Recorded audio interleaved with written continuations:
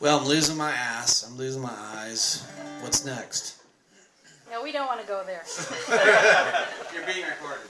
Oh yeah, that's right. Sorry. Okay. Oh, thank you very much. I think hey, so thank you very much for having us here in Norway, Maine. Yes, thank you.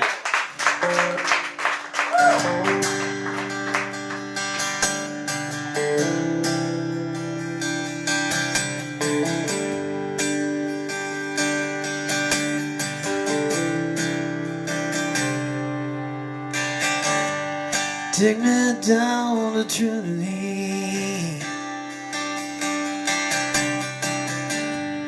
Alexandria, Jackson, Mississippi.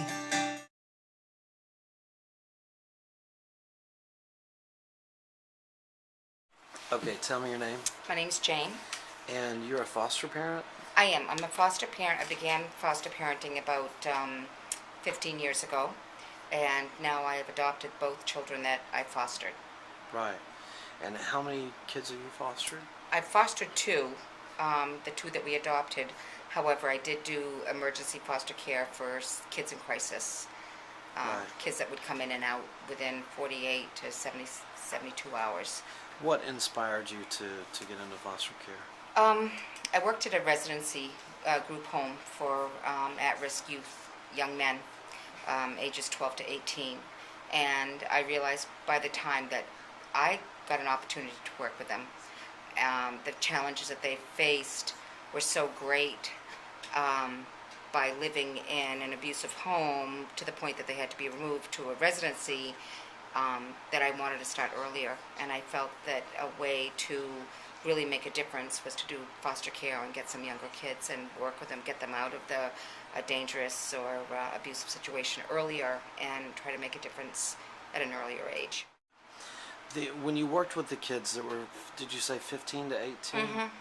And you worked, are you a nurse? Is that your Nope, background? I'm not a nurse. No, I have no college degree. I just have a huge capacity to understand these troubled youth, and it's a gift. I don't really understand it, but I've just followed my heart. And Yeah. So these kids, were they all boys or were they? the group home that I worked in were all boys. Now, so some of them, if they were 18, they were aging out. They were aging out. Yes, they were. And what kinds of things were you seeing when they aged out? Definitely, as they got closer to 18, you would see a swing of aggressive behavior, anxiety. I'm sure they were trying to create a situation where they were not deemed emotionally stable to age out of the home because they had no place to go. And we had agencies that worked with kiddos that were aging out, and a lot of them would go back to their biological roots, the places where they were neglected and abused, because they really, now that they were 18, they could make that choice, and a lot of them would go back home because they had no place else to go. Yeah. What kinds of things do they need? They need fundamental social appropriateness. They need to know how to balance a checkbook. They need to know appropriate social skills in a job setting. They need to know, well, you can't teach. I don't believe you can teach right from wrong. That's an intrinsic feeling, but they need to know what the consequences are of breaking the law. And some of them really have pushed that envelope for so long, and have lived with parents that pushed that envelope for so long that that's their way of existing. And they will continue the cycle of being on welfare, collecting food stamps, if they're not shown a different way to live. They need that education. Right. the Orange Duffel Bag, when kids age out, they give them an Orange Duffel Bag and with a Mac computer, cell phone with time on it, that kind of stuff. What 5 things would you give a teen, like one of those boys from your school, what 5 things would you give them in an Orange Duffel Bag for the day they age out? I would make sure that they had numbers of agencies and shelters. I would make sure that they had phone numbers of their therapists. I would make sure that they had a connection with the physician and the phone number to that physician. This sounds really brass tacks. I would love to say that I would give my phone number out, and I do still have some guys that call me. However, you can't predict what's going to happen to these kiddos in 10 years, and I don't know if I'd feel comfortable having them show up at my doorstep, because these kids are really, really troubled and haven't had an opportunity maybe to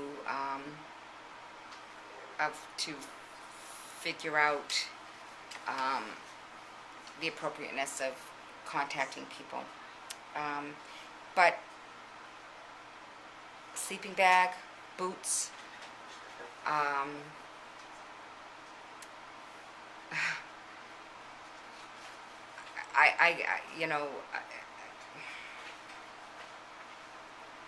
don't know. I don't know. I guess that's it's more difficult to think of 5 things than I'm prepared to do. There's a lot that these kids need, and it can't all fit in a duffel bag. Yeah. Yeah. I hear that. I hear that a lot. Yeah. You're not the first person that said that. And my concern about material possessions is that if it deems them, they will sell it to get whatever they need at the time. They're survivors. Absolute survivors. Absolutely. And they will go into their fight or flight mode if they haven't learned other coping strategies. And some of that kind of intrinsic behavior can't be replaced. Can one person make a difference? Oh, I think so. In varying degrees. I think I think all of us can think of one person in our life that made a difference one way or another. Opened a door to a job, or said, geez, I believe that you can do this. Where maybe your parents never saw that side of you, or you didn't have anybody that was positive in that way. I definitely believe that one person can have an impact on a child. Yes. Creates resiliency. Yeah. So, have you felt like with a child that you've made a difference? Absolutely. Any Yeah, child of that course. you've had contact Of course, I've made a difference. However,